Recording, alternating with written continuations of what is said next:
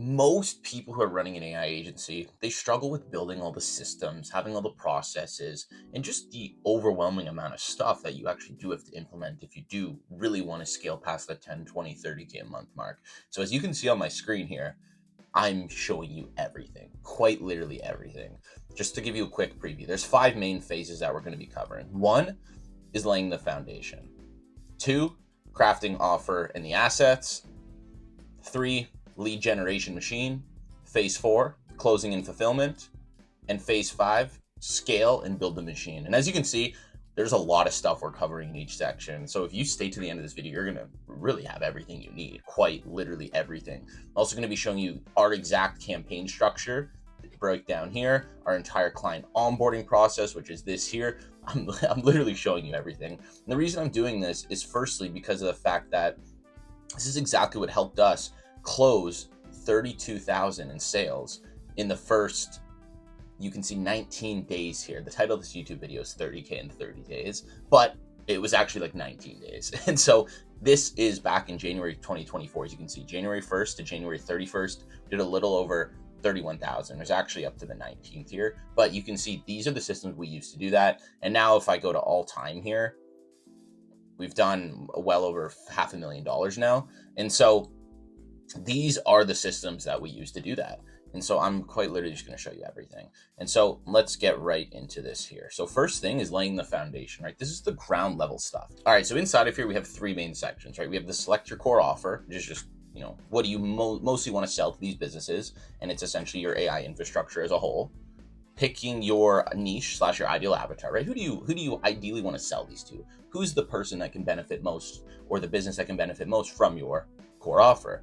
And then of course, setting up your pricing framework. So those are the basic building blocks of just laying the foundation, right? And so those are very, very important because everything that we do from here on out is on top of the foundation, right? Same as a house. You build the foundation, then you build everything on top of it. If you just went straight to building, the walls, the support, all that sort of stuff, the house would not, wouldn't survive if there were any sort of, natural disasters. If there's no good foundation, you're just screwed, right? It's the same as if we just went right away to building the ads, the systems without a clear idea of what our offer is, our pricing, our niche, just the overall foundation. It's going to be really messy. And so it's super, super important to have this stuff in place. So when it comes to selecting your core offer, there's a lot of different things, right? We want to have the voice AI as the main component because that's the thing right now that is the most leveraged and people are willing to pay the most for, right? It's the highest demand thing out there. And so you can definitely add other things like lead generation, sales, training, all this sort of stuff to your offer. But in this video, I'm going to focus exclusively on the voice AI side of things because that's what a lot of people who are starting out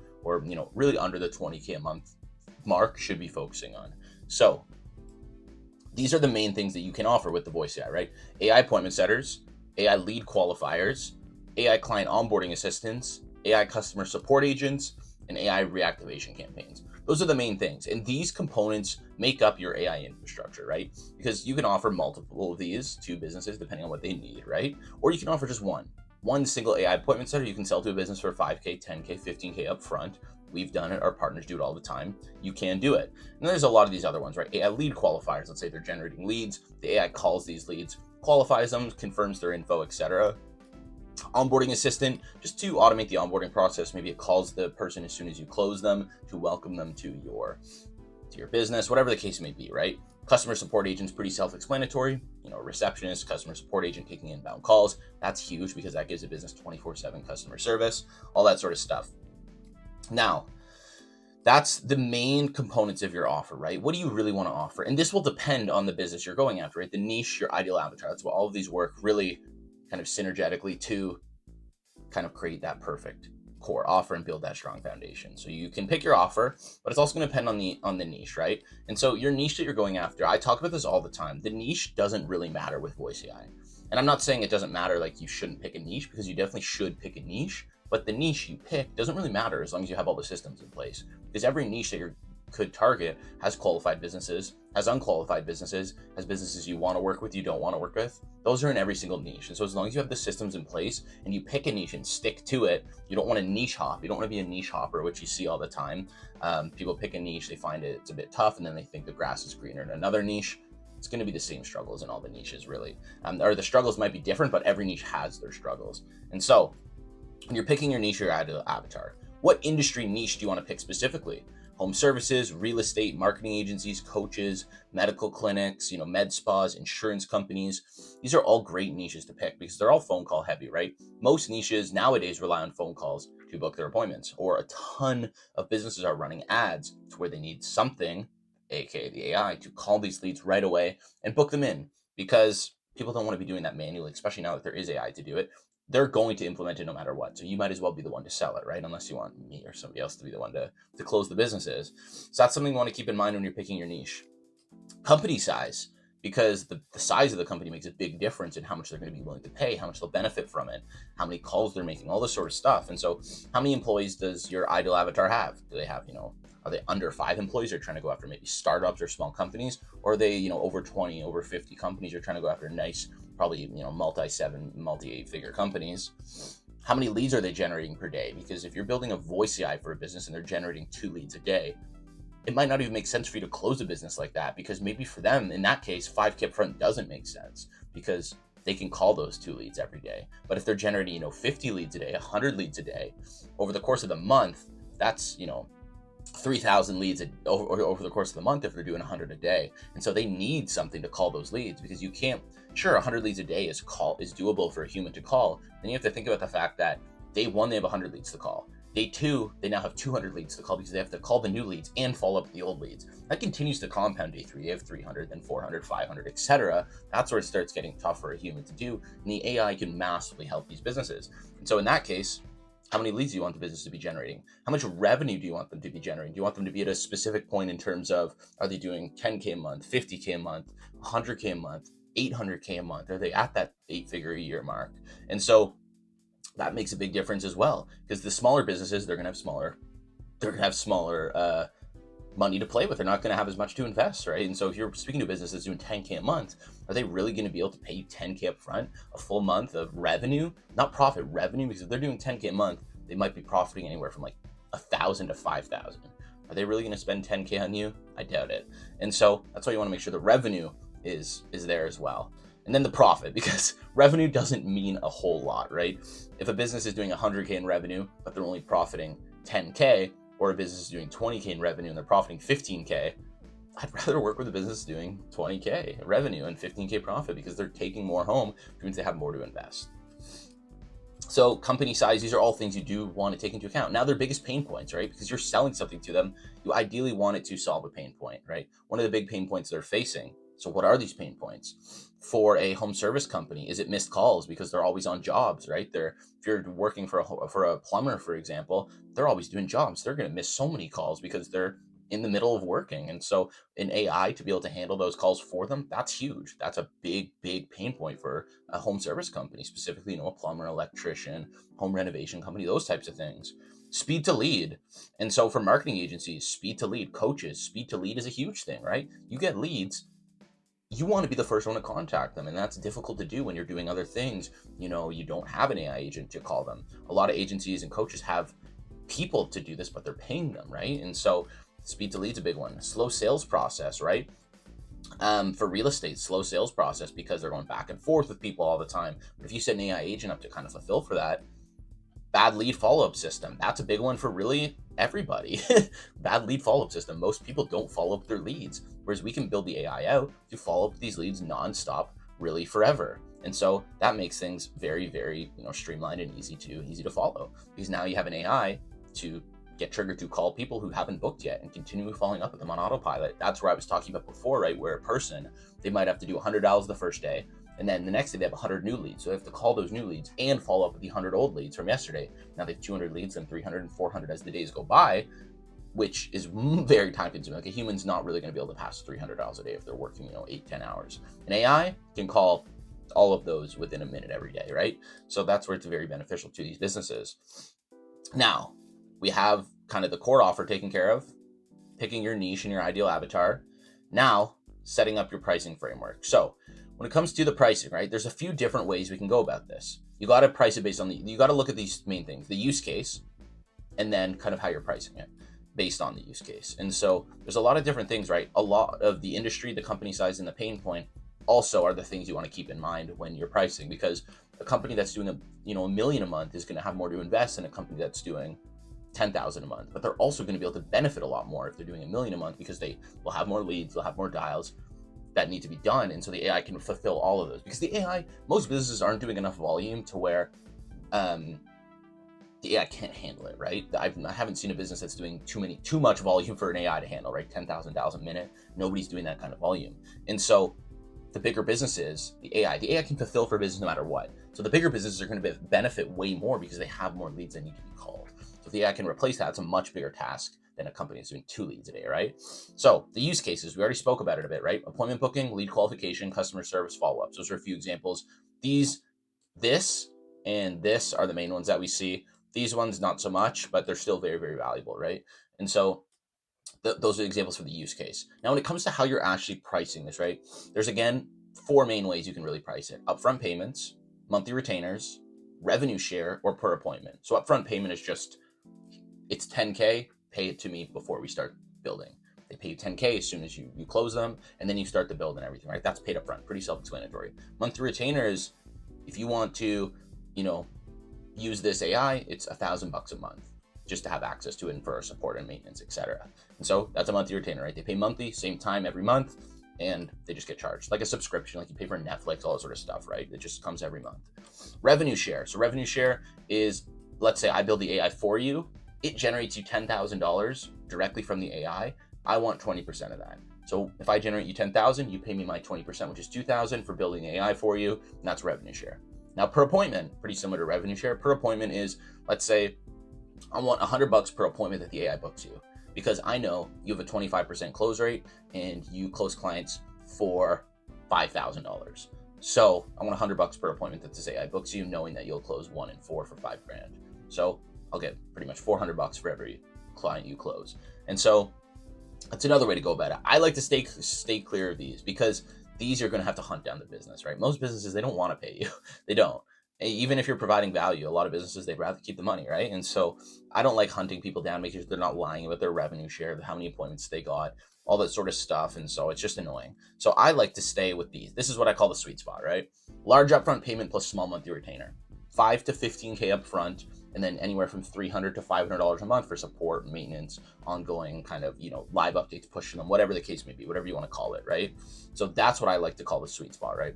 Upfront payment, monthly retainer. That's what we have all our partners do. And that's what we do ourselves. So this is phase 1. This is laying the foundation. As you can see, we're going deep in here, right? So that's phase 1.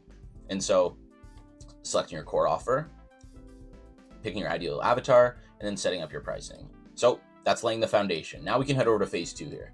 Phase 2 is crafting offer and assets. Now we're actually getting into building some of this stuff, right? So now that we have the foundation built, now we can head on to actually setting up some of the stuff that rely on the foundation. So first thing is creating the irresistible offer, right? And so when it comes to this plays a role in the core offer and your ideal niche and avatar play a role in your creating your irresistible offer, right? The whole point of an irresistible offer is to create something that is so valuable people feel stupid saying no. You guys have probably heard Alex Hormozi say that, right? He kind of started the create an irresistible offer, create something that people will feel stupid saying no to. So you want to sell the outcome, right? Nobody cares about an AI bot. Nobody cares about an AI agent that can make 10,000 calls a minute. You want to sell the outcome. Double your booked appointments without hiring sales reps. That's something that the AI can do, right? And then another option is 24/7 customer service without more reps. That's valuable to a business, right? We had a business that we closed. They were an 8-figure recruitment company.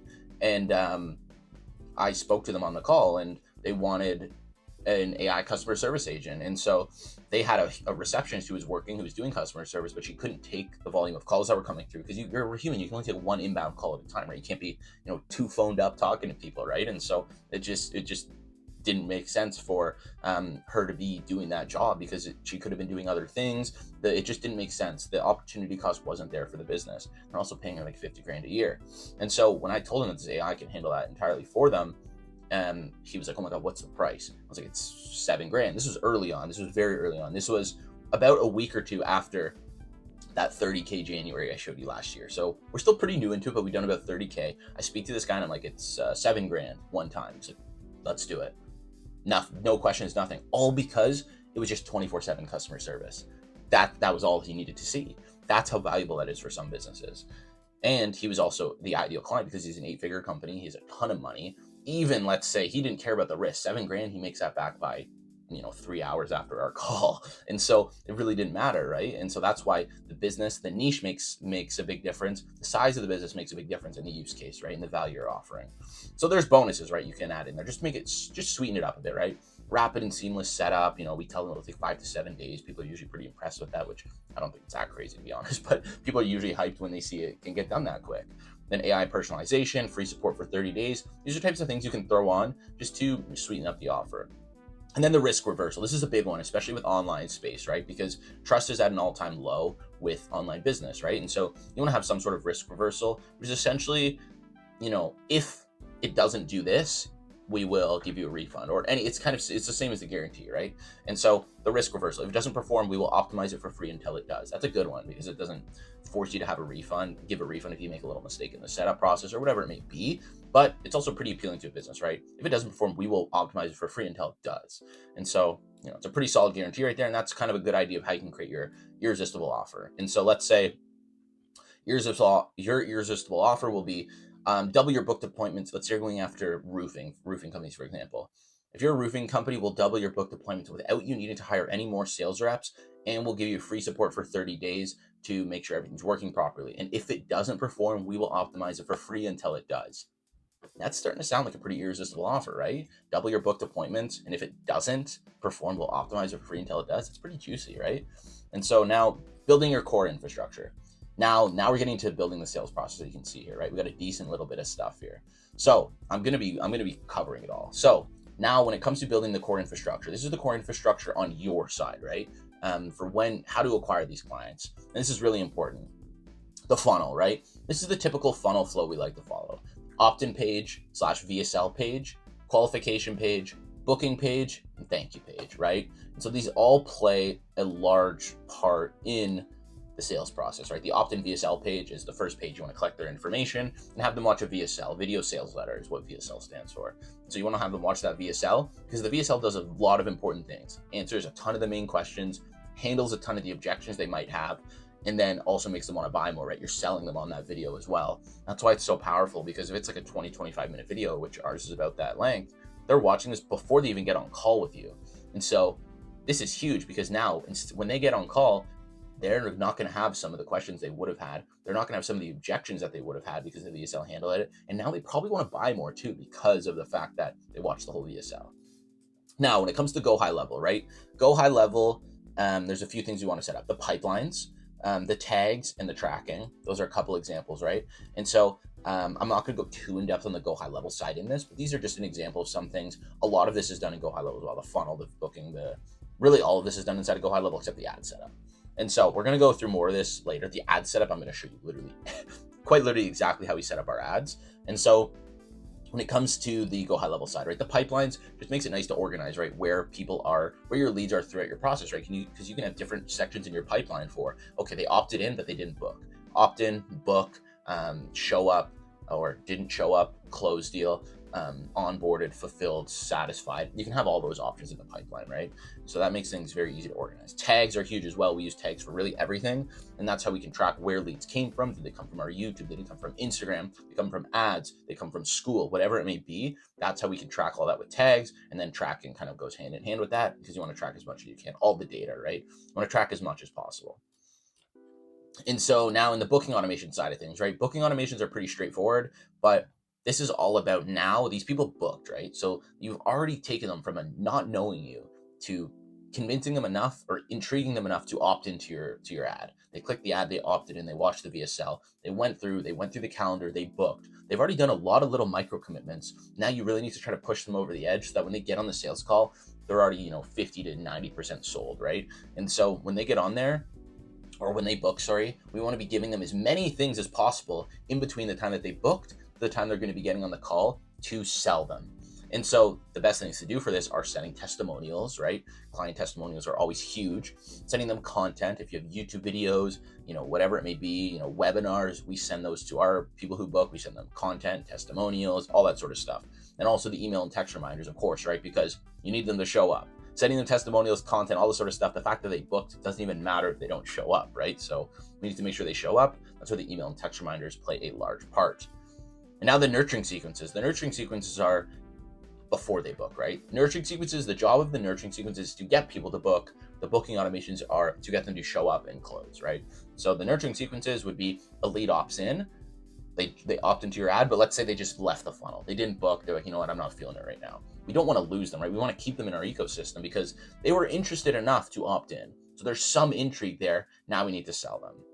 So similar things to this. We want to send them testimonials, email flows, SMS flows, AI trigger flows. So we're sending them emails with these things, testimonials, content, not email reminders so they didn't book, but testimonials and content to nurture them, warm them up, get them to consume as much as possible, right? Because Google did a study where a prospect, a new lead or new person, a new whatever you want to call it, needs to consume 7 hours of content across 11 touch points, I believe is what it was. Don't quote me on that, to become a buyer. And so that's why sending them content, right? Sending them YouTube videos, all this sort of stuff. And then we're also having the AI call them as well. So they're getting hit from SMS, email, and phone calls, and they're getting testimonials, YouTube videos, all this sort of stuff. So we're really nurturing them, and they're going to be in our ecosystem forever, right? They're on our email list now. And then the ad setup, right? So the ads, these are another main component of building the core infrastructure, the ad setup. So when it comes to the ad setup, there's a few different ways we can go about this. There's AI demos or AI UGC ads, right? And so what these are is I'm actually going to pull up a demo, and I'm going to kind of show you what these look like. And so I'll show you what an example of a demo creative looks like that we've used. And I'll kind of quickly walk you through what AI UGC ads are, just in case you've never seen them before. All right, so this is an example of a demo here. And so it's quite simple what a demo is, right? It's pretty self-explanatory. It's just a demo of the AI in action. And so this is a call recording that my business partner Nick made, and this actually did very well as an ad creative because you'll see it here. It's a pattern interrupt. He's swearing to the AI, telling it like, "Why are you calling me? Why are you annoying me?" The AI handles it very well, and so I'll play it real quick just so you can hear it. Listen, you need to stop calling this number. This is the 5th fucking time this week that you're calling. Okay, I'm tired of these calls. I completely understand, Nick. The reason for my call today is to ensure that you and your loved ones have the best. And so as you can see, that's an insurance one. I'm not going to show you the whole demo there, but that's pretty self-explanatory, right? We've run probably 500 different demos to test out different colors, different wave patterns, different actual demos of the AI, different subtitles, different logos, everything. And these ones do very, very well. We actually started the demo ads. I don't know if you guys would notice, but we started these back last year. And when we launched that the Stripe thing I showed you here of January 1st to January 30th, where we did that 32K, that was all with running demo ads. And they were very bare bones demo ads because nobody ran them before. We were the first ones running them, and now everybody runs them. People copy us. I would see my voice on other people's creatives on Instagram, but that's besides the point. And so these do very, very well. That's an example of a demo creative. Now, ArcAds, which is where you can do UGC AI videos, is pretty interesting. And so you can give it a prompt. I'm not going to go in. I don't have an account with them, but you can go in. There's other things like Creatify as well, which are pretty similar. A lot of people say it's better than ArcAds, but these are for AI UGC. So you see these videos here. These are all AI. This is not a real person. This is AI. So you give it a prompt, a script, and it will create an AI avatar for you, and it will essentially be a talking head video with B-roll and stuff like that as you prompt it, and it's all done by AI. These are pretty cool as well. They're pretty easy to make, but definitely worth testing out as well. And so those are a couple different examples of different creatives that you can use. And so to continue here, there's a couple other aspects of the paid ads, right? And again, I'm going to show you exactly our structure of how to test all these, because paid ads is a lot of testing, right? So you want to be as efficient as possible with that, so you're not throwing money down the drain. I'll show you exactly how to do that in a bit here, but there's a couple ways. ChatGPT is getting ridiculously powerful. I use ChatGPT. I create a lot of our ads, a lot of our the copy, the headlines, the creators themselves. I do a lot of that for the company, and so I've been using ChatGPT a ton for this because ChatGPT is getting so damn good at writing good copy that I use it to kind of create an outline, and then I will tweak it and refine it. And so you can use ChatGPT for the primary text, the headlines, all that sort of stuff on your ads. Then you want to set up the pixel. The pixel is very straightforward to set up, but if you've never done it before, it can be a little daunting. It can look a little intimidating almost, but it is very, very straightforward to set up. And so the pixel helps track all your events, leads, bookings. You can really prompt it to track any kind of conversions that you do want to track, page views, anything like that. Very useful. And it helps the ads optimize because you connect the pixel, you put it on all of your funnels and everything, and you connect it to your ad campaign. And so the data that the pixel picks up will help Facebook optimize your ads based on that.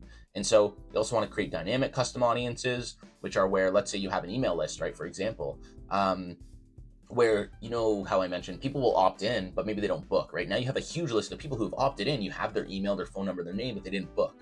This is where you can create a custom audience and create what's called a retargeting campaign. This is where you can take that list of all your leads, create an audience in Facebook, and have a new type of ad or retargeting ad only get shown to those people. And that ad, we ran one not long ago where it was me, and I was like, hey, you joined our free community, but you haven't booked yet. And I'm calling out those people, and we ran it to all the people in our free school. And so that's an example of a retargeting ad. And that's what's super nice about custom audiences. And you can also create lookalike audiences, which is where Facebook will take your custom audience and create a lookalike audience, which is a lookalike audience just means it's targeting people that most closely resemble the people in that list you gave it. And so it's pretty interesting. The Facebook algorithm is pretty powerful. And then you want to create and launch the ad campaign. And so that's really the main components of building your core infrastructure there. And then there's another cool thing that you might want to leverage, and that's preparing lead magnets. You can use ChatGPT to create these and then tweak them. It's very, very powerful. Lead magnets get people interested. We post lead magnets all the time. Those are some of the highest engaging things in our school community. We have lead magnets with like 700 people commenting on them. And so lead magnets are very powerful. You can run ads with lead magnets to get people to opt in, get their email, and then run retargeting ads, all that sort of stuff. And so free VSL scripts, AI calling scripts, free offer audits, all this type of stuff, right? We've run a lot of different lead magnets and they're super, super good. And that's free value plus conversions, right? And so it's pretty straightforward, or that's supposed to say free value equals conversions, not plus conversions. Let me change that real quick. Equals conversions. Free value equals conversions. You want to give your best stuff away for free. That's how you get people. Give the information away for free, but sell the implementation. That's the best process. So now we're done phase 2, crafting your offer and assets. And this video is going to be a long one. We're already at like the 30-minute mark here. But this is going to be a juicy one. So let's keep it going. Inside of here, now we get into what I like this stuff. I like the marketing side of things. Phase 3, the lead generation machine. Now let's generate some damn leads. Let's run the ads. I'll show you the entire process here. So there's a few main things inside of phase 3, the lead generation machine, that we want to cover. 1 is the paid ads engine. 2 is the full lead journey, what that should look like. 3 is inbound plus outbound stacking. And 4 is nurturing and retargeting. So let's get into this here. So the paid ads engine, I already showed you the demo in UGC Creatives. Those are some great ones you can run. There's also, you can run ones like right now we're running an ad where I'm just talking to the camera exactly as it's set up right now. I'm talking to the camera, calling out the audience to book a call. And it's actually doing quite well already. We just launched them last night. And then, like I said, ChatGPT for primary text, ChatGPT for headlines, and then don't just take it directly from ChatGPT. Usually, I like to take it from ChatGPT and then edit it and tweak it, because ChatGPT does give good outlines, but there's some things I find sound a little AI or AI-ish, I guess. And then target based on your niche, and then retargeting setup, which is kind of what I mentioned. There was custom audiences and whatnot. And optimize for cost per qualified booked appointment. On the marketing side, that's the thing you want to optimize for the most. Of course, the cost per acquisition is the most important, right? How much are you putting in to get a closed client? But that's also part of the sales side, right? So if we're talking just marketing, the best thing you can get is get qualified booked appointments. So your cost per qualified booked appointment is what you want to track. You might get a super good cost per booked appointment, right? Maybe you're getting like a $50 cost per booked appointment, which is amazing. But let's say 1 in 5 appointments are actually qualified, right? Actually, people who are ready to invest and interested. That would put your cost per qualified booked appointment at $250 per qualified booked appointment, right? Because if 1 in 5 are, and you're getting $50 per booked appointment, that's a cost per booked appointment of $250. So the actual campaign setup here. So as you can see, I set up something here to show you the general ad campaign structure.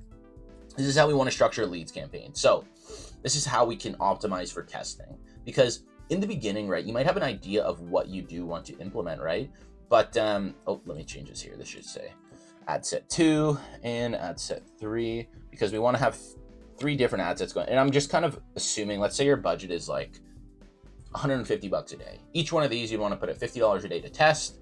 And we'll have 3 ad sets inside of a leads campaign, or you'll be running a leads campaign. I don't recommend running a Facebook lead form. I'd recommend having opt-in on the first page of your funnel, and then just capturing the information there so that when people click the ad, they get sent right to the landing page. But inside of the actual campaign itself, right, so we're structuring a leads campaign.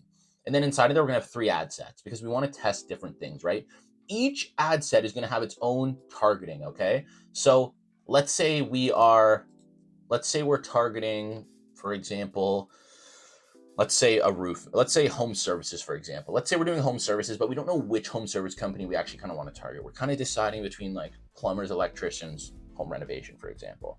So let's say the first ad set, we're targeting plumbers. That's our interest. The interest targeting will be plumbers. Let's say the second one will be home renovation. And then the third one will be, let's say, roofers, okay?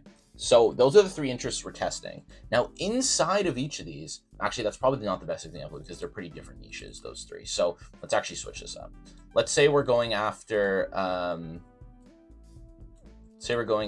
what do I want to say? Let's say we're going after roofers, okay? So we're targeting roofers. We're targeting, let's say, another interest that could be like construction, because that's a pretty similar interest to roofing, right? Fairly similar.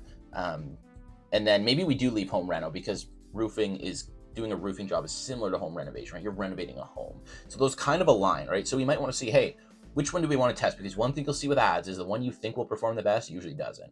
And then the one you don't think is going to do good usually does well. So it's worth testing out these types of things. So these are the three interests we're testing, right? And after a couple of days, we'll be able to see, okay, which interest is doing best. But for us to know that the actual variable that is impacting the result is the interest, everything else needs to be the same across these ad sets, right? And so that's why we're going to have 5 creatives that are the exact same. These 5 creatives are the exact same as these 5 creatives and the same as these 5 creatives. So that way those are the same, right? But we also want to test these creatives at the same time and know which one of these 5 is doing the best. And that's where dynamic creative optimization, which you can see right here, that comes into play. This is a feature that Facebook has where you can upload multiple creatives, multiple primary text, multiple headlines, and Facebook will test them all, match them all together, and you'll be able to see the individual performance of each one of these by themselves. That's why this is so powerful. So now we can have 5 creatives inside of here, inside of each ad set, 3 primary texts, and the primary text will be the same in these ones as these ones and these ones. Then the headlines, we'll have 3 headlines as well. These headlines will be the same in this ad set as they are in this one, as they are in this one. And so these will all be the same. And then the CTA, you always want the CTA to be learn more. Always, always. Just the best. It's the least kind of it's the smallest commitment, right? And then book now or apply now. Learn more is the best. We use it for every single ad set, regardless of what we're running. And so now when we launch this campaign, we'll be able to see which interest is doing the best. We'll also be able to see which ad creative is doing the best. We'll also then be able to see which primary text is doing the best. We'll be able to see which headline is doing the best. We'll be able to see the CTA is learn more. So now let's say after this, okay, let's say now I'm going to copy this rectangle here. And then let's say now we want to test our winner, okay? So now we know we've been running, let's say the ad set for a couple days now. We know what the winner is, right? So let's say, let me change this real quick. Winner, and let's say the interest that won was, let's say roofer. Let's say roofers won. That interest did the best across these 3. And then let's say, you know what, ad creative 2 did the best. So we'll bring that over here. Headline or primary text 3 did the best. And headline 2 did the best. And then CTA learn more, we'll keep it the same. So now let's say this is our winner. So we take the best from all of these, right? The best out of all of these. We saw what performed the best. We looked at the dynamic creative stats, and now we're going to launch a winner. So out of everything that did the best, the roofing interest did the best. The ad creative 2 did better than these other ones. Primary text 3 did better than these 2. Headline 2 did better than these 2. We're going to take these and launch them in a winning campaign now. And so let's say our budget was $150 a day. I would put $100 to $120, probably $100 because it's a bit of a small budget. Let's say $100 towards this winning campaign. I would launch this at $100 a day, and then I would maybe turn off these other 2, and I would use that other $50 to keep testing different combinations, different creatives, different primary text, different headlines, and now we have our winner. So this one can just keep running and will most likely perform very well because we took the best components of the winning tests here, and we relaunched it. So that's a quick overview of how we want to structure the campaign to find the winner, and then how we want to launch the winner. And so that's a quick overview of that there. Now, when we get into the full lead journey here, right? So the full lead journey, we have this is just the process that we want the lead to go through from the point they see the ad and click on the ad all the way to when we, they get on the call with the closer. And so the full lead journey, they click the ad. Then when they click the ad, they get sent to the VSL/the opt-in page. And the VSL opt-in page is what we already spoke about. They're watching the video sales letter and they're opting in with their name, email, phone number. So we have that. They watch the VSL and then they click a button that's like book now, which takes them to what we call a qualifying form. The qualifying form is to filter out the unqualified leads and send them to the disqualified page and let the qualified leads pass through to book a call. Let's say you're targeting roofing companies and you only want roofing companies making over $50,000 a year or $50,000 a month, because you know their margins are maybe 30%, 20% to 35, 40%. So you know, hey, if they're making $50,000 a month, they'll be profiting anywhere from like 15 to 25K. So that's a decent amount for me to be able to charge 5 to 10K up front. And so you ask the question, the only question is your roofing company making over 50K a month? If they say no, they get sent to a disqualified page where it's a quick video of you saying, hey, sorry, unfortunately don't qualify for it right now. Here's some free resources that you can use, but this doesn't mean we can't work together in the future. Just right now, you're not the best fit. Something simple like that. But if they pick yes and they make an over 50K a month, they get sent to the qualified, route to book a call on the calendar slot. And so now they are, they book their call on the calendar, they answer some calendar questions to book their name, email, how much they're making, their goals, what do they want to use the AI for, all that type of stuff, right? And then they get sent confirmation email, just letting them know they confirmed their call. They get sent a confirmation SMS, just again, letting them know that their call is confirmed. And then they get an immediate triage call from a triager. This triager is doing a quick 5 to, maybe 15-minute call, confirming their information, making sure that they are qualified because some people lie, just confirming everything. And then he ends that call. And it also builds up a lot of kind of authority and credibility leading up to the call as well, because that prospect is like, okay, I booked. They called me right away to see if I'm qualified. It does very well of putting your company in the authoritative position. And then after that triage call, the triager will submit a form. This form is for the closer. And so this is kind of the handoff here. So it goes from the lead, goes from the triager to the closer, and then the closer to the client success manager, which I'll talk about in a bit here on the onboarding process. But the triager submits this form.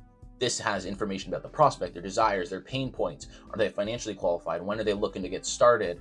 Are all decision makers going to be on the call? And then the triager leaves a rating from 1 to 4 for the closer based on how qualified they are. 1 being they're unqualified, and the triager will most likely just cancel anybody rated a 1. The 2 to 3, 2 is, they're not the most qualified, but they could potentially close.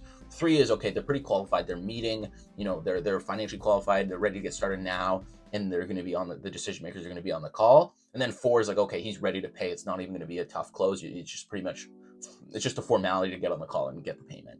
That's really what that means. And then that's the process there. And then the closer takes over the rest. So now in terms of inbound plus outbound stacking, this is the next thing here, right? So there's a lot of ways that we can acquire clients. We're talking about the phase 3, the lead generation machine, right? So there's a lot of ways you can generate leads. We've been talking about mostly the inbound generation, right? Which is paid ads, organic content. We haven't talked about too much, but the paid ad side of things is really our bread and butter. That's where we acquire most of our leads. And so inbound is paid ads, which we've already gone over. Organic content, which is like this YouTube video. We're going to get leads from this YouTube video. Nick, my business partner, he posts videos. We get leads from those videos. We get bookings. And so that's organic content, the personal brand, proof and testimonials, value content, which this is an example of value content, right? I'm just showing you everything. And then there's videos where it's testimonials of clients, all that sort of stuff, personal branding, just letting you know I'm a human. Those are the main types of content you want to post. You want to post content where it's proof, testimonials, what you've done for people, value, where you're just dropping value, giving people information that benefits them, and then personal brand, which is just you posting content that lets people know you're human, right? Like showing your life, your business, just letting people know you're more than just somebody making, value videos. You are a real human being. So that's the point of that. And then the outbound side of things is manual DMs, cold emails, AI calls, anything that's going out, right? And so pretty straightforward. And now when you stack all these together, create a pretty powerful lead generation machine here. Now, nurturing and retargeting. We talked about the retargeting and nurturing a little bit already, but the nurturing and retargeting is super, super powerful. And so, because when you have people now in your ecosystem, they've opted in, they haven't booked or closed yet, they are more qualified than a cold lead because they did at least a small micro commitment of opting in. So they are worth targeting. Email and SMS sequences, retargeting ads, which I spoke about already, where you're sending ads to those specific people and they will be seeing those non-stop. Like when you run retargeting ads, those leads will see them all the time. And then the AI calls. And so the AI calls are, of course, the AI calling these leads, booking them in, all that sort of stuff. And then daily triage or follow-ups. You can have a human call as well as an AI. Like now you're really hammering them, right? They're getting retargeting ads. So they're seeing you nonstop. They're getting emails and SMSs from you every day. When they go on Instagram or Facebook and they're scrolling, they're seeing you, calling them out. They're getting calls from the AI. They're getting calls from a triager. It's just a matter of time until they book and close. Now, that's phase 3, the lead generation machine. Now that we're generating leads, we can move into phase 4, which is closing and fulfillment. Get this money in, satisfy these clients, and then we can get to phase 5 after. So phase 4 is going to be covering this here, the sales process, ideally getting a 1-call close. We're going to be talking about the fulfillment or the onboarding process, which will be right below here. And so that I'll take you through the entire onboarding process there. We're going to talk about the fulfillment options, the different ways to fulfill for these AI clients. There's 3 main options. And we're going to talk about the delivery and client success side of things. And so this is the onboarding, and I'll cover that as well, because the onboarding is very, very important to make sure you get right. We had a bad onboarding process. That first month I showed you where we did 32K, we had no onboarding process at all. So that the onboarding process, we know firsthand, is very, very important to get clients to actually trust you, to like you, and to give a good first impression, because the onboarding is the first time it's the first impression of your business when they're actually a client, right? They're working with you now. So it needs to be great, and I'll cover that. So the sales process, the closer. So now this is the handoff, right? The closer, the last thing that happened was the closer submitted that form with the rating and all the information. The closer reviews that form with the triager information, getting a good idea before they hop on the call. They hop on the call. It's all about the authority positioning. You can't be getting pushed around on the sales call. You're not going to close them no matter what. It's rare, but you might find those A-type prospects where they're trying to bully you on the call, take control. I hate that. You just can't have it happen. You just got to take control. And that will come with a bit of experience. But the main process of the sales call, 1 is rapport. Very quick, couple minutes at the start. Hey, where are you from? How you doing? Where are you calling from? Oh, I'm from Nashville. Oh, cool, Nashville. I've never been. I've heard great things though. Whatever. You can look at things behind their environment. Like I have an autographed Kobe jersey right behind me, and so people will always bring that up, and that's usually a good thing to start conversations. Back when I was taking the sales calls, people would always bring that up. Oh, is that a Kobe jersey? Yeah, and we'd start small talk, and that puts you off on a very good foot right there when you can do nice, natural sounding rapport. You don't want to force it. You don't want it to be awkward, but you want to get started on a good foot. And because that can ruin the call right off the bat if you have bad rapport or if it's awkward. And so next is the discovery. The discovery portion of the call is very, very important, the most important. This is the bulk of the call. Probably 20 to 40 minutes of the call is going to be discovery, where you are finding out everything about their current situation. Why did they even want to book the call? What made them want to book the call now? Why haven't they booked the call before? What's their problem? How long have they had this problem? Why didn't they act on this problem before? What is the outcome? What is this problem affecting for them inside of the business? How is this problem affecting their life outside of the business? Are they stressed all the time? There's more than just monetary things that we want to focus on. And so how is their life being affected by this problem? What is their desired outcome? Why is that their desired outcome? What is their life going to look like when they achieve that desired outcome? What is their business going to look like when they achieve that desired outcome? And then you need to bridge the gap from the pain to the desired outcome and show them the AI infrastructure is what can get them there, and then really sell them on that. And then you get to the pitch, which is where you're pitching what you're actually offering. This is where you're telling them what the offer is. And so that's where you'll drop your irresistible offer, right? And then the objection handling. You pitched, you just sit there. You pitched, and then they'll probably ask, okay, what's the price? When you say the price, let's say, so it's a one-time payment of $8,000 and then $1,500 a month for ongoing maintenance and support. You sit there in silence. The first person who talks loses. I've sat there for 5 minutes before. I have sat there for multiple minutes, just sitting there, looking at the camera. You just don't want to say a word. It might feel awkward. It will feel awkward if you're sitting there for longer than like 5 seconds. You're just staring at the camera, looking around. But they're thinking about it. They need to speak first. You don't want to say anything else because there's nothing that you can say in this case that will have a net positive. There's nothing you can say. You just want to sit there in silence and let them think, come to a decision themselves. And so then they'll say something, and then it might be an objection. Hey, that's a lot of money. And then you get into the objection handling. Objection handling is never fun, but if you know how, it's not super difficult. And so the objection handling, you'll handle whatever their main objections are. It'll usually be something along the lines of money, or it'll be a smoke screen saying, oh yeah, I need to think about it. Anything along those lines, right? You need to handle those objections. And then you close the deal. You collect the payment, and then for us, you submit a sales report form. this sales report form triggers the entire onboarding process. We've automated a ton of it. And so the closer, they close this deal. So the first thing, right, the triager handed off the prospect to the closer, right, with that form. And now the closer is going to be handing off the client that they've now closed to the client success manager through another form. So this is the sales report form. They're submitting this form. They're saying, the closer is saying which closer closed them, how much did they close them for up front, what are the payment terms if they're paying in installments, how was the close, what kind of angle did they take, was it a smooth close, was there a lot of objections you need to be handled, where did they find out about us, what was their lead journey to get on there, was it paid ads, organic, did they join our school community, then book, watch YouTube, whatever it may be.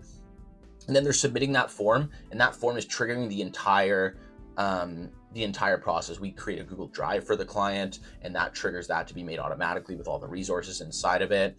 It sends them an email. And so now I'll kind of show you what that onboarding process looks like here. So when they submit that sales report form, that triggers this to get sent. That triggers, because this section here is actually for our partners when they submit a form, so it's a little bit different.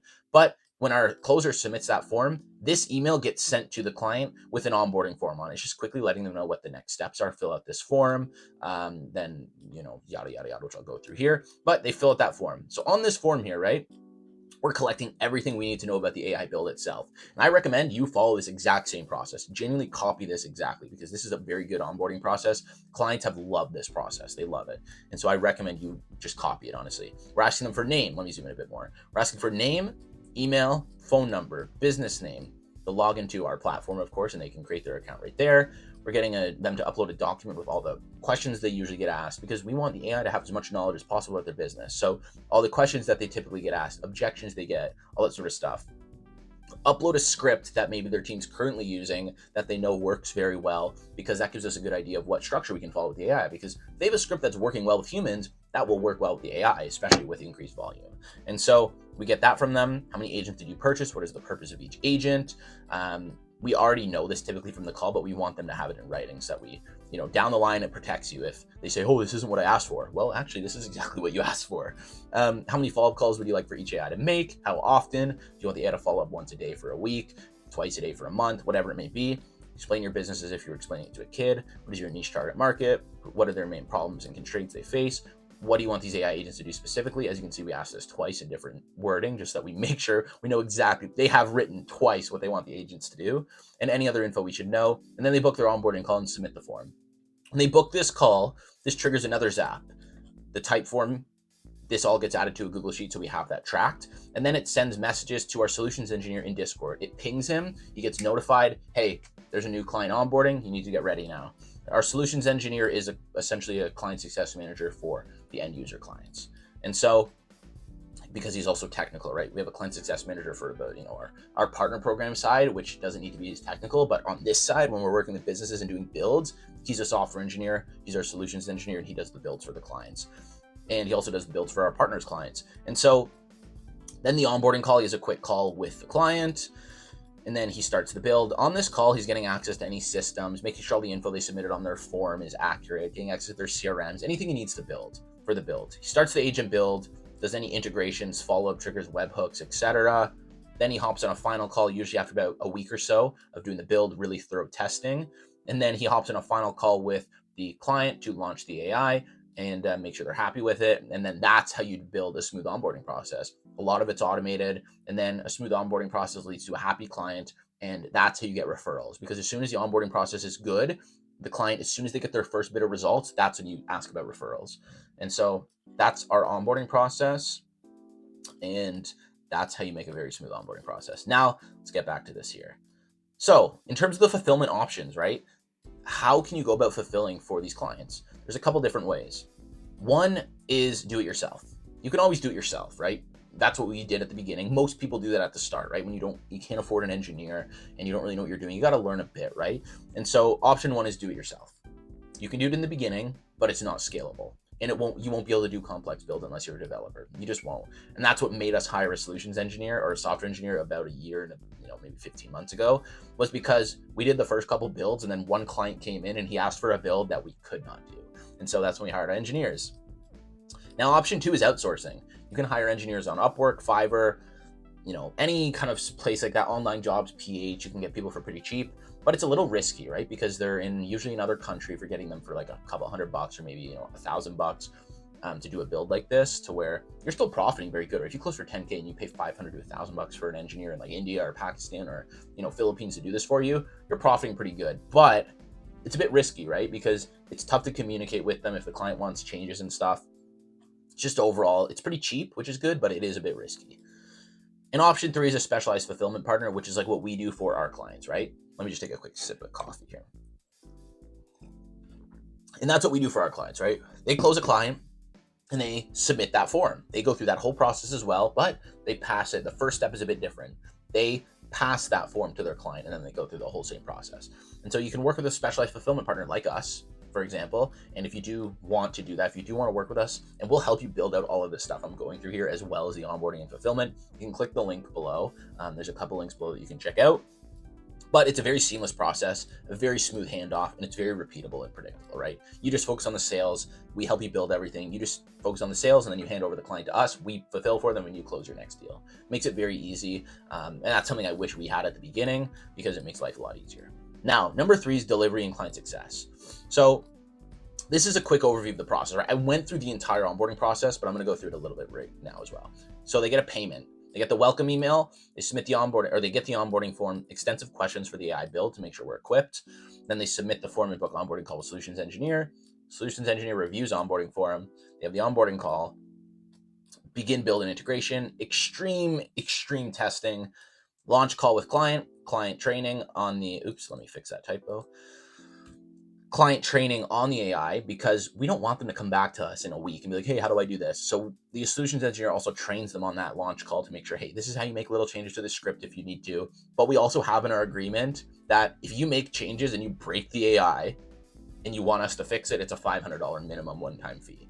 Because we have had so many times before we had that clause in the agreement where we'd give the agent to them, it'd be working perfectly, and then in a few days or a week later, they'd come back to us and be like, hey, it's broken. Like, what do you mean it's broken? It was working perfectly. You guys were happy with it. It was working great. We tested it. And then we go in and the AI is completely changed. And we're like, oh, this is why it's not working, because you completely changed the entire agent. And so we added that in the agreement, and that protects us quite a bit. So now that is phase 4, closing and fulfillment. Now let's get into the final phase here, phase 5, scale and build the machine. And so scaling and building the machine, this phase 5 is usually, I would say, when you're at probably minimum the 15K a month mark, I'd say, probably closer to the 20K a month mark with this specific business model. But again, a lot of these people, we didn't even hire them until we were at like 50K a month. So it also depends on what you're looking to do, right? So there's a couple four main aspects of phase 5, building and scaling the machine. And so phase 1, or the first part, is building the team. Huge. 2 is automate the operations. 3 is scaling paid traffic. And 4 is increasing MRR, monthly recurring revenue, and LTV, lifetime value. So let's go through this here.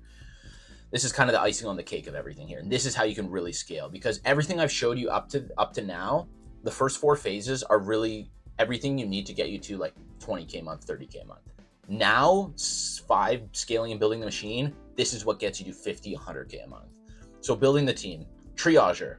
Like I talked about earlier, triage is the one making the calls, confirming the calls, calling leads manually. They're the first hire you want. They're low cost. You can usually, we got ours for 5% commission, so no salary, just commission on deals that close and they called.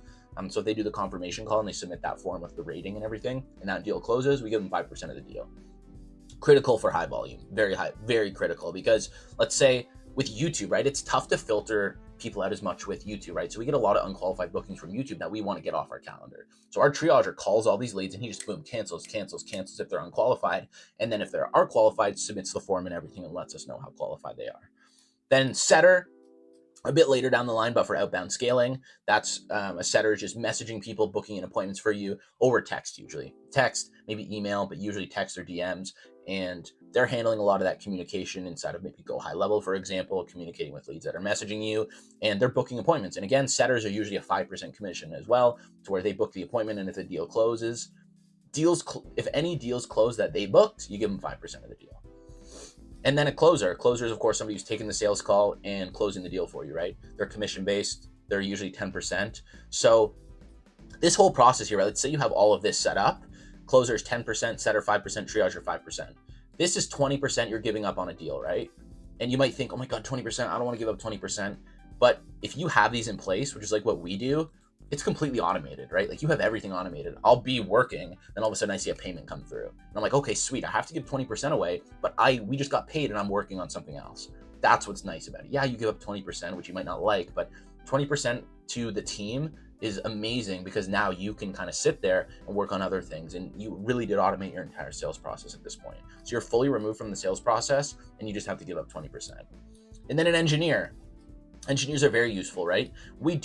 Like I said, we do builds for our clients with our engineers, but our goal is eventually to place an engineer into your business so that you no longer need to use our engineer at the end of working with us, and you're good to continue scaling on your own.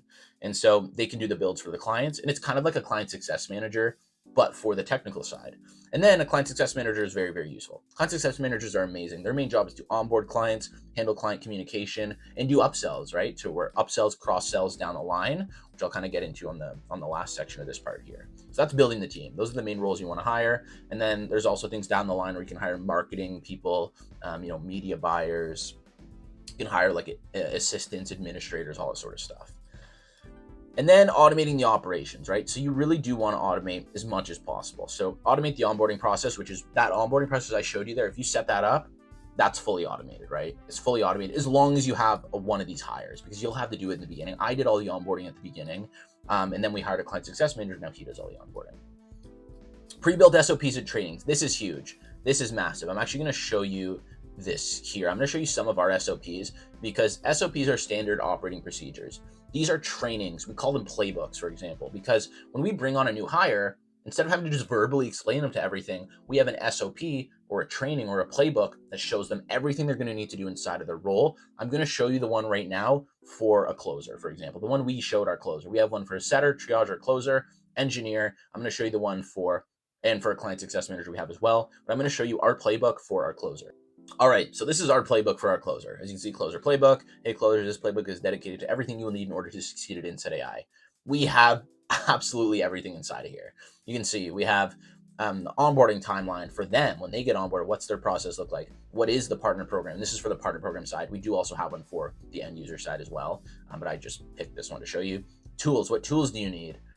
Insight platform walkthrough, sales call recordings, all the SOPs. Sending a sales call partner program roadmap. What does they go through?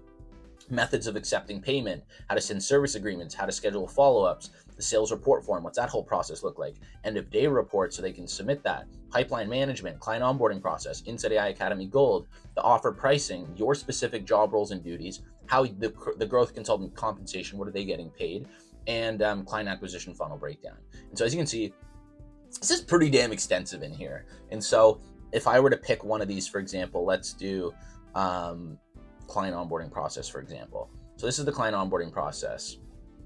Walks them through, and there's a video of me walking through what that process looks like.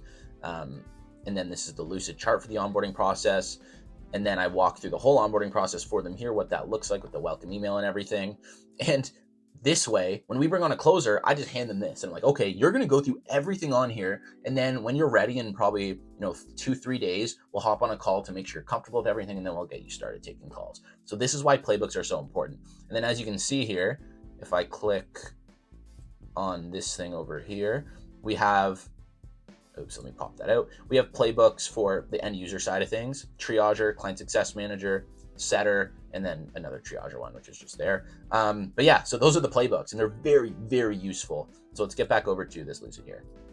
And so that's why SOPs are massive, right? And then as we have somebody in that role, if our closer, for example, there's other things that he maybe needs, things he doesn't know how to do. When we show him how to do them, we'll tell him, hey, now add that to the playbook. So now when we bring on another closer in the future, it's constantly being updated. And so as more and more closers come through, that's just going to be a better, more in-depth playbook for the future closers that come through. And then you also want to set up internal pipelines to keep track of leads. If the lead comes through, triage, close, onboard, fulfillment, success, where each lead is throughout the process, right? We have pipelines for the lead process, the booking process, and the onboarding process, and the pipelines for like our school community, pipelines for everything to track where people are. Then there's scaling paid traffic. So we kind of already discussed how to find the winners, right? The winning creative, copy, headlines, all that sort of stuff, the interest targeting. And you want to spend more on those. And so it's pretty simple. Scaling paid traffic. If your return on ad spend is, let's say, 4x, you put in $1, you get $4. You put in $100, you get $400. If you put in 1,000, you'll get 4,000. You put in 10,000, you'll get 40,000. And so you want to just pump more into what's working. If it's working, pump more money into it. It's simple as that. People just don't do it. And then you want to split test funnels, test multiple different things, see if things can be improved in certain aspects. You'll be surprised. You can have 2 different funnels. The only thing different is the headline, and you'll be able to see which one performs better. And it's probably a pretty drastic difference. You can add YouTube ads, add Google ads. We run a low amount of Google ads now. You can add TikTok and Meta organic strategy. You can run TikTok and Meta ads, or TikTok ads because you're already running Meta ads. You can add these organic strategies, YouTube videos. You can start posting all these sorts of things. And this all, I guess the organic side isn't as much the paid traffic, but you do want to focus on scaling the paid traffic. And a lot of that's just pumping more money into what's working. As you're closing clients, you want to increase your ad spend. As your MRR or your monthly revenue is increasing, you want to increase ad spend. Now, how do we go about increasing monthly recurring revenue and lifetime value? A huge thing is upsells. People massively overlook upselling their current clients. These people are the most qualified prospects you have in your entire company ecosystem. Like, these people have already paid to work with you. They already trust you. They already know you. They like you enough to want to work with you and pay you. Those are the best people you go to when you have new offers and you want to upsell. Go to them, upsell more agents, maybe automations, maybe marketing integrations, things that they would potentially be interested in and want to pay for. Then there's maintenance packages where you can throw on monthly retainers for, more monthly recurring revenue. You can have a referral program. We have a referral program where if you send us a client, we send us somebody for our partner program, we give you 10%, almost as if you close the deal as a closer, right? We give you 10%, which that's like anywhere usually from $900 to $1,500 just for sending us somebody. And then cross sells. Cross sells are very good. If a client asks about anything related to the service, give them a price and do it. We had a client not long ago. He was like, "Hey, can you guys build a funnel for me and write my VSL script and thank you video script and stuff?" And we were like, "Yeah, sure. I mean, we don't usually do that, but yeah, if you want us to do it, it'll be $22.50 is what we charged." And we did that for them, and that was a cross sell, for example. And so that added lifetime value to that client. So they paid us for the service, and they paid us for that as well. And that was pretty easy for us to do, right? Because we've done it so many times. And so that's something very easy for us to do. And so that is phase 5, scale and build the machine. So guys, we've gone through a ton of stuff here, like a ton of stuff. I've literally just showed you everything you could need to possibly know to be able to start and scale your agency. Laying the foundation, we got the laying the foundation section, crafting offer and assets, phase 2, phase 3, lead generation machine with the exact ad campaign structure and how to find the winner, how to structure that. Phase 4, closing and fulfillment. And phase 5, scale and build the machine. So this is quite literally everything you possibly need. If you guys want us to help you implement all of this, our whole team to come in there, check out the links below and you can book a call with us and we can see if you'd be a good fit. But overall, guys, if you just follow this, you'll be in a very, very, very good position. And yeah, if you guys want me to break down any of these more specifically, any individual sections, make a separate video just going in depth on that, even more, just let me know and I'll do it. But that's everything here. So I'll see you in the next one.